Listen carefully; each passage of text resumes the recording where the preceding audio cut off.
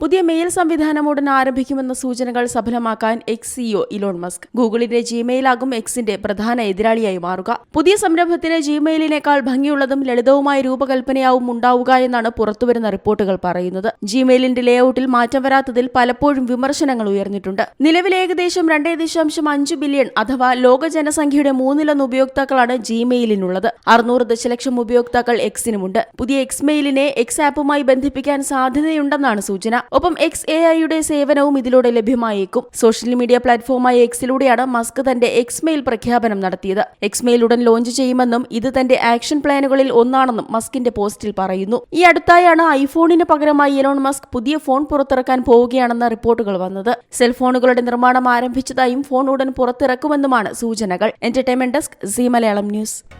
പുതിയ വാർത്തകളും വിശേഷങ്ങളും ഇനി വിരൽ തുമ്പിൽ. എല്ലാ ഡിജിറ്റൽ പ്ലാറ്റ്ഫോമുകളിലും ഇപ്പോൾ സീ മലയാളം ന്യൂസ് ലഭ്യം.